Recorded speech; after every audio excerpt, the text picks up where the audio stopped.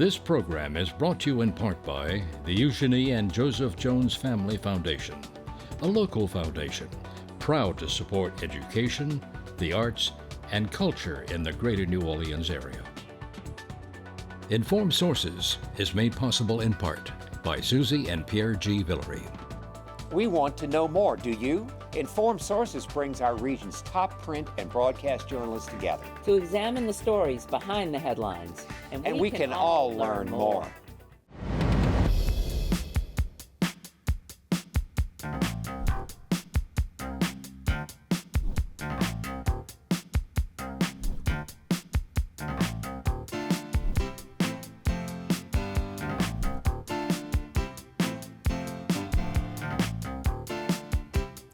Hello, I'm Marcia Cavanaugh. Thanks so much for joining us. While it was unexpected that the new Pope would be an American, locally we had another surprise to learn that Leo XIV has New Orleans Creole roots. We will look at the contemporary condition of the church in the city of his early ancestry. Jazz also had roots in New Orleans. We'll critique this year's Jazz Fest and look for the rising stars. Plus, we will look at the annual online GIVE NOLA Day and how it succeeded, and at a swarm of visitors for which we hope there is no success, Formosan termites. Joining us are tonight's Informed Sources, Errol, Laborde, producer of Informed Sources, Don Ostrom, Channel 12's Future Watch reporter, LeBron Joseph, news anchor, WGNO TV, Channel 26, and Jason Berry, author and journalist, whose specialties include the Catholic Church. So we're going to go over to E first because we have learned that Pope Leo XIV has Creole roots here in New Orleans. Yeah, that's a guy in New Orleans that had a really big day yesterday. A guy named Gerard or Honoré. What happened is he was watching the news like everybody else, and he saw that the new Pope was a guy named Prevost, who he probably never heard of. But he said, man, that's kind of a familiar name in New Orleans. You know, there are a lot of Prevosts. So he starts looking. Now, he works for the Historic New Orleans Collection, and it's a genealogist by training. I know him. He's a very good genealogist, and he's looked a lot into Black and Creole culture in New Orleans. And he starts looking out, and then he finds out, really quickly, that the Pope's grandparents were married in New Orleans, his maternal grandparents, and that in the 1910 census, they were listed as living on North Prior Street, and that they were listed as being Black. And then ultimately the family moves on to Chicago, and then the Pope's mother was the first of the siblings who was born in Chicago. But it did open this thing about the way the term Creole is used in New Orleans. It has different uses in different places. Usually it refers to a mixed ancestry, I guess, of European white and Black, Caribbean sort of thing. And so Honoré was really, I think, the first to say that we had a Pope of mixed ancestry, which is a really interesting story. It makes really interesting. Really and also because they lived in the, not technically in Tremé, but close to Tremé, in the 6th and 7th Ward neighborhood, which was a great neighborhood in terms of that mixing of the cultures. And so they evolved from that. Quickly, the news media went to the spot on North Prior where this family lived, and found out it had been demolished when they built the Claiborne extension. So who would have thought, one day there could be a sign, predecessors of a Pope was born here. Right. Anyway, so the story is taken off. I can tell you last night, the cable news talk shows already had the story, and they were quoting the New York Times, okay?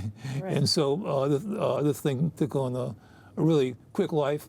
I think it's important just in terms of what you learn about New Orleans history and New Orleans and New Orleans culture. It just moved along like rapid fire. I first saw it not long after the Pope had been named on Facebook. And a post by Warren Bell. We know Warren Bell about this, and he's certainly done a lot in genealogical research here as well. And then, before you know it, the New York Times had it. So pretty incredible how fast it moved. Yeah, I should mention that Warren Bell had a role in this too, because people might remember him as being a former news anchor, and he used to host this show. But he did a documentary about cemeteries in New Orleans, especially the Creole neighborhoods. Right. So that topic is a topic that he's really been interested in. So Honoré probably called Warren Bell right away, and it was really Warren who got things rolling in terms of the contacts. But talk about an effective job. The very beginning, I'm sorry for cutting you off, Errol, the very beginning of the announcement of him as Pope was interesting because they said, well, he's an American. Well, our last Pope was, American, if you will, Latin America. And then most sources identified him as Peruvian. And although he had Peruvian citizenship, didn't really address what eventually became evident is that he was born in North America. I think the reason the Cardinals elected him was, in spite of his being from the United States of America, he, as you say, was a Peruvian citizen. He was clearly cut in the cloth of Pope Francis, who brought him back from Peru to be the head of the dicastery for bishops. So this man spent 2 years selecting bishops to serve in dioceses across the world, building up a great many friendships, I'm sure, in the process. Going into the conclave, there were all these stories speculating that the selection would either be the Cardinal Secretary of State, Pietro Parolin, an Italian, likewise a diplomat. His star fizzled or sank after he gave the homily at the funeral mass, for which he got pretty bad ratings, you might say. And the other was Cardinal Tagle of the Philippines, who's quite an energetic, charismatic fellow. He had a lot of issues, though, in the Philippines relative to his handling of abuse cases. So it was pretty clear as they went into the first of the several sessions before the white smoke came that they were looking for someone who could bridge Europe, North America, and Latin America. And Cardinal Prevost had all of those qualifications. Because he is a Peruvian citizen also. He became a nationalized citizen in Peru. Yes. So he was more than an American sitting there in that conclave. Absolutely. In fact, I think because of his Peruvian citizenship, many of the Latin American cardinals felt quite comfortable with him. It helps that he speaks 5 languages as well. Yeah. I was saying, when you talk about that cultural blend, if there's any neighborhood in New Orleans that expresses that cultural blend, it's the 6th and 7th Ward, right where it came from. So that's that's the epitome of the world, right there in that neighborhood, and it's very Catholic. Well, it is very Catholic, but I think you have to factor in something else. His brother, who was interviewed by the Times and CNN and other outlets, said that the family had never really talked about this, and so the fact that they became Pas Blanc, at least one part of the family did, was just sort of buried as the generations moved on. The interesting thing to me about the New York Times piece and Mr. Honora's work is that the late Maurice Martinez, a filmmaker and scholar who was a friend of mine, grew up in the 7th Ward. He did a great film on the Mardi Gras Indians, and his mother had the Martinez School, which was quite famous for many years. Kindergarten school. Yes, in that neighborhood. So I think there's a lot yet to come out, but the idea that we have a Creole Pope, in a sense, holds a mirror to the tapestry of the country, composed of many bloodlines. Okay, and so we're going to have to continue with the conversation right now, so just sort of more broadly about the church. And of course, this area, very Catholic area. What is this Pope going to bring to Catholicism, to the church? Well, I think in the United States, he's going to have a rejuvenating impact. Obviously, there have been a great many scandals, the bankruptcies, as we have one here. All of this has been, I think, enervating to many people of faith. And all of a sudden, you've got a guy now who goes from Chicago to Rome to Peru to back, and he gave his first homily from the balcony in flawless Italian, mixed with Spanish. So he's obviously a man for all seasons, and I suspect will inspire a great many youngsters and older people who perhaps have drifted, perhaps not, but I think it gives the American church, a certain shot in the arm. So is it expected he'll sort of follow the path that that the previous Pope took? Oh, I would say absolutely. Yeah, in fact, the ultra-right-wing MAGA / Catholic, and I put that in quotation marks, websites are already attacking him as a Marxist, which clearly he's not. I think he will have a pastoral imprint, as Francis did, the notion of radical mercy, reaching out to the margins, a pope for the poor. But at the same time, he's an American, and I think there's a strain of pragmatism to his cast, at least from everything I've read about him. And I think we're likely to see someone who is quite adroit on the geopolitical stage. And he also is essentially a lawyer of the church, right? Isn't he an expert on the canon law? Yes, he is an expert in canon law, also has a degree in theology. But I think what happens when, regardless of the educational background, a man like that rises to the position of being in charge of the dicastery of bishops. It used to be called the Congregation for Bishops. So he's the final call on how bishops are chosen and where they will be placed. One of the complaints about John Paul II was that he wanted no participation with lay people in the process. It was a very ecclesiastical sort of closed door.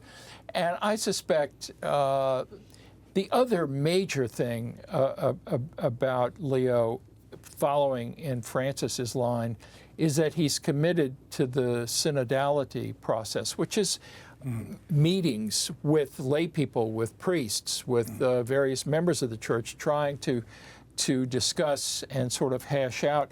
This is really, Marcy, Vatican III by another name. Francis didn't want to upset the apple cart, so he simply created his new process.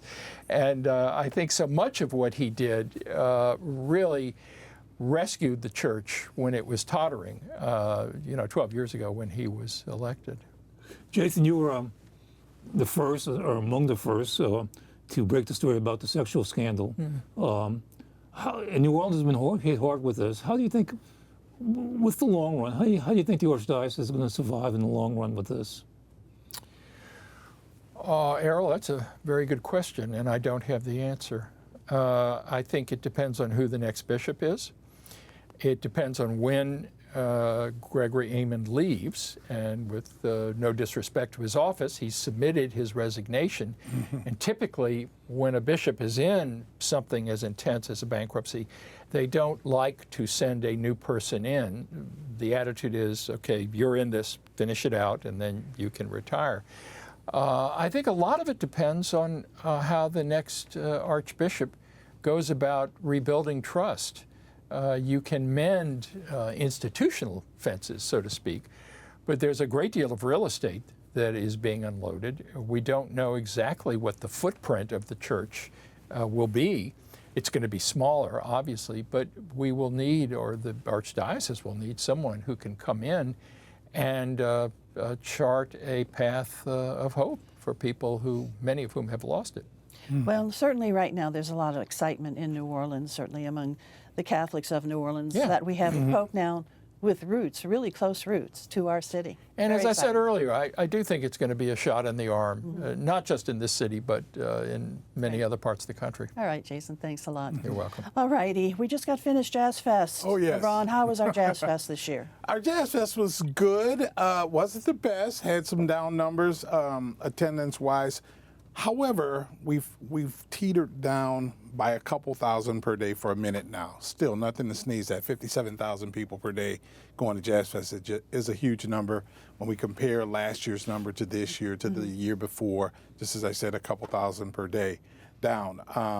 But we're also comparing 7 days versus the 8 days now. The Thursdays and the Fridays are always going to be lighter days. The bigger days are going to be your Saturdays. And you're comparing the Rolling Stones versus not having the Rolling Stones. Well, I do think that there was an electricity about the Stones being here last year for the first time ever, and then, after it getting canceled several times and during the pandemic and all that. But the Stones Day even itself was a bit of a depressed attendance day, if you will, because that would be the only stage that was open. Do you recall that? That it was a day where there were only 2 big stages, but that stage shuts down, and you can't put everybody at that big stage. There's not enough space in the fairgrounds for everybody that would normally be there on a big day. However, the Jazz and Heritage Festival and folks that go to Jazz Fest, I don't think it was a bad Jazz Fest in any way. I think folks, everyone that I know who goes and the folks that we talk to, Jazz Fest and absolutely love it. And some folks we know go 8 days, and if it were 12 days, they'd go 12 days. Live at the fairgrounds. Some big shows with Pearl Jam on one Saturday. You had Lil Wayne, The Roots, which was the big Saturday, the first Saturday. All of that alive and well. Still, the Jazz Fest folks say about a $400 million economic impact, similar to what we do with Super Bowl, but NOLA focused, and we do it every year, if you will. So there's nothing to sneeze at there. I think the festival was a success overall, for sure. You should acknowledge the Jazz Fest has always been a very well organized festival, very efficient. Yep. It's not like if you go to a music club and you're waiting a half hour for music to start. You got to get on Very stage. timely. It starts on Start time and and it stop. ends on time. Yeah. Yeah, Quinn's team is very tight. They're very, very good there, and it's an army, because not only is it festival productions on the production side, it is also the Jazz and Heritage Festival Foundation, which owns the fest, benefits from the proceeds from Jazz Fest, the stuff that they do. The Heritage School of Music, WWOZ Radio, so it is definitely one of the more active and powerful nonprofits in our city. And so, I think everyone wants Jazz Fest to remain successful and continue to take care of all the things that they do. The only complaint that I heard from the folks I know who come in town each year for Jazz Fest was that they are getting older and can't do as much. Well, so you bring up obviously a we're great aging point. out of it a little bit. So what is the Yes. Fest doing to bring in the younger folks? And I think that's part of, the Wayne thing this year. I also think that there's part of inviting Little Wayne because he was snubbed at, Super Bowl. So, we love our own here. I think every year you're having artists like folks that, most of us wouldn't know anything about, the Thames, the Nigerian artist. She was here, and that brought some younger folk this year. And I think that will always be the case. But, Jan Ramsey of Offbeat wrote a wonderful article addressing the attendance and all that stuff. And she cited a couple of different things. I've got to agree that most of your larger festivals nationally, internationally are seeing lower numbers. Not that they're over with, but lower numbers. One of the things she brought up was the age thing. Another thing she brought up was the economy in some places affecting people where you're just not going to, you may have done 5 days last year, you may have done 3 days, you do 1 day this year. And the economic environment and how it affected people that are traveling. And international travel is certainly down. And some of those folks would have come here. But still a successful fest, though. for A successful 21. fest Jazz all Fest the is way always around. successful. It's Yeah. such an amazing event. It really is. Yes, For I so went many one day just to get food. My son dropped me off. We ran in, got all the food. I had a big bag, and then he jumped back in the Well, car. you have and to brought do me. that, LeBron. You just got to It do was it. dinner for All right. us. All right. Thanks a lot. Okay, some visitors we don't want, Dawn. Termites. We haven't really seen them completely yet. They're usually peaking. The Formosan termite swarm season peak is usually right around Mother's Day. And this year they're a little slower than that. We've seen just a few here and there, but not the normal sea storm of fluttering wings out by your porch lights at night. But be ready. They are, apparently you can see the castles of them building right now on trees and other things. Bug experts don't know how they communicate with one another, but apparently they know that the bat signal somehow goes out. It's time to swarm, guys. Get ready. And swarm they do. And if you see them swarming around your home, you want to prevent them from getting in. But the swarmers aren't the wood eaters. They are looking to establish new colonies of the wood eaters, so you don't want the swarm to stay with you, but a swarm around your home doesn't mean you have termites at your home. You do want to turn the lights off at night.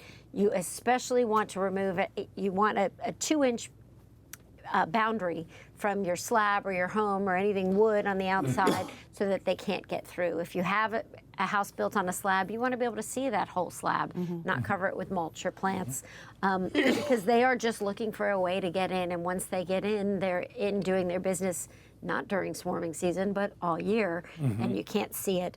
The experts at New Orleans Mosquito, Rodent, and Termite Control say, don't make this a DIY project. As much as you might want to do your own thing around your home, termites can do serious damage, very serious damage to your house, unseen until it's too late in some cases. And most homeowners, owner's insurance policies don't cover that damage, which, you know, you don't want to beams and rafters and wood floors all go away. And that's very expensive stuff to replace. We are a very unique city in that we have this group of experts that not only treats city buildings and trees at City Park and some of our partners, they also put out a plethora of information for all of us.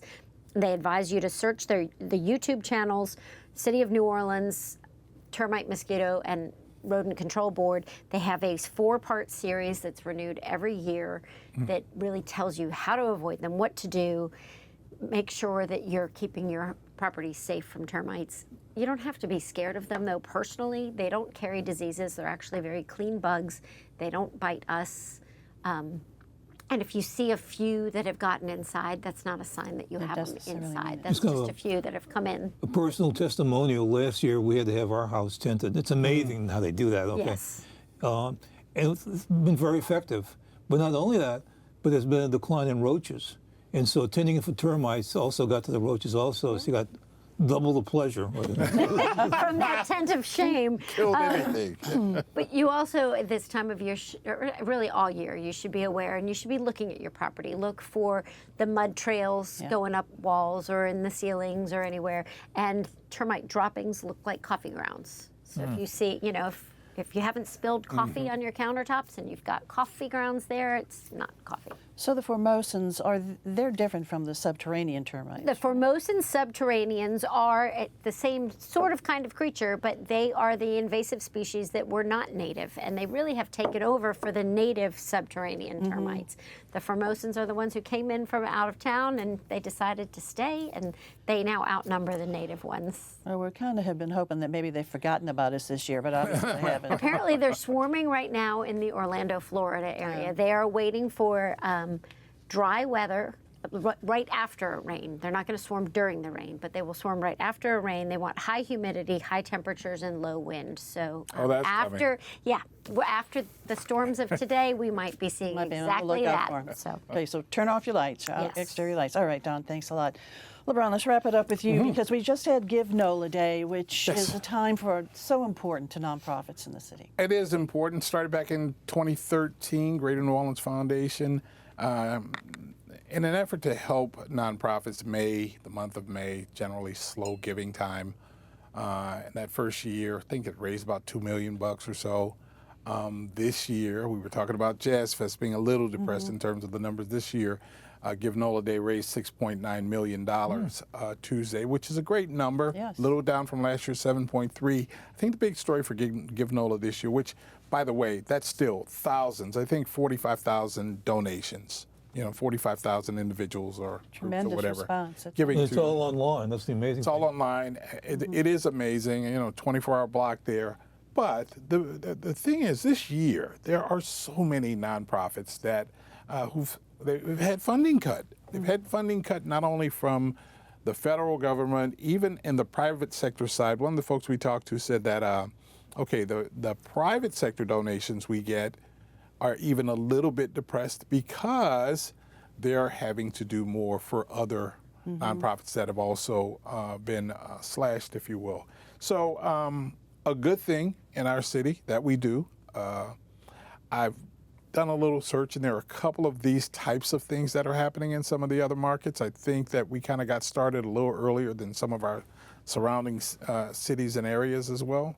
But we do pretty good with it, and so bravo. And it's just really organized, and it certainly is easy for anyone who wants to donate. And all day long, you can see the tabulations of who's giving, you know, what organizations are receiving money, et cetera. And I just have to say thank you to everyone out there that donated for WYES. We are a nonprofit, and of course, dependent on membership, et cetera, and the generosity of our community. And we thank everybody who supported us and continues to support us because it is needed. That's for sure, definitely needed. So. Bravo to Greater New Orleans Foundation, and thank you to the Greater New Orleans Foundation for leading this off and organizing everything. And it is really maybe a little bit off this year in terms of the numbers, but it's still amazingly successful. It's fantastic. 6.9 million is nothing to sneeze at. Do other cities do it? Sorry. Well, that's what I was just saying. There are a couple of other efforts that go on in other markets. We looked around, didn't find anything as organized, as tight as what we're doing with Give NOLA. And you know, nonprofits. If you can take a look at the Greater New Orleans Foundation, the Oh, my GNO, goodness. you know, the Give NOLA Day site, just to have an idea of the nonprofits that are working in our region, in the Greater New Orleans region, and all the tremendous work that they do. Yes, and everything from helping children to the elderly to, you know, your favorite programming here, you know. Right. It is a plethora of different efforts across the city. But I tell you, before Give NOLA Day, we were beginning to see how some of the federal cuts and some of the other cuts were beginning to affect, and even the economy was beginning to affect some of the nonprofits. So it comes at a welcome time for a lot of folks. It really does. Maybe All right. next year you can advertise nationally and say, support the city of the Pope. Yeah. Kind of try to cash in on that. Yes. You know, so- Might be the new brand. Okay. All right, let's talk about other things coming up. E, over to you. Well, if you remember last Saturday, they had elections, those millage elections. Most of them were like renewals, and the most controversial was the one about the sheriff's office. And when the votes were counted, they said it passed, but by 2 votes, which I think is the closest vote probably in New Orleans history. Well, since then, there's been a recount, and the vote total doubled to 4 votes. So it passed. But it passed. All okay. right. Don, over to you. It took a while to get it secured, but Bayou Boogaloo is actually happening this year. It's next weekend. They had some permitting issues. Apparently it's harder to get that permit than it is the Jazz Fest permit, but happening next weekend. Festival season keeps on rolling. That one's along Bayou St. John in All Mid-City. right. LeBron? This is a public service announcement. Mother's Day is Sunday. Don't get caught. I almost did. So that's all I have. Happy Mother's Day. Make your reservations Make like your now, as soon as you hear about it. Should have made a reservation before. All right. Thanks a lot, LeBron. Over to you, Jason. I had a long piece about 10 days ago in The Guardian on the 9th Ward as a Renaissance district with many writers and artists. And they're now facing a huge development issue with the Port of New Orleans. So is the town of Violet in St. Bernard Parish.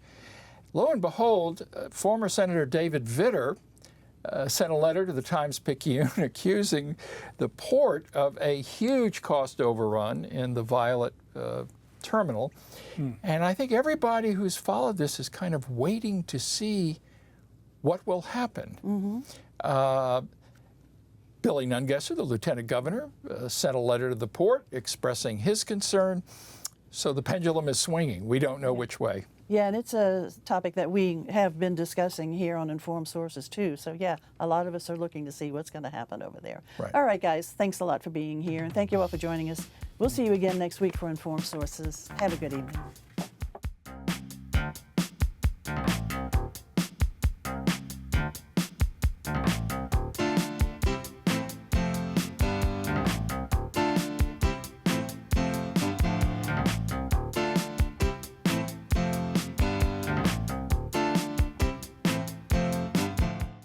Informed Sources is made possible in part by Susie and Pierre G. Villery.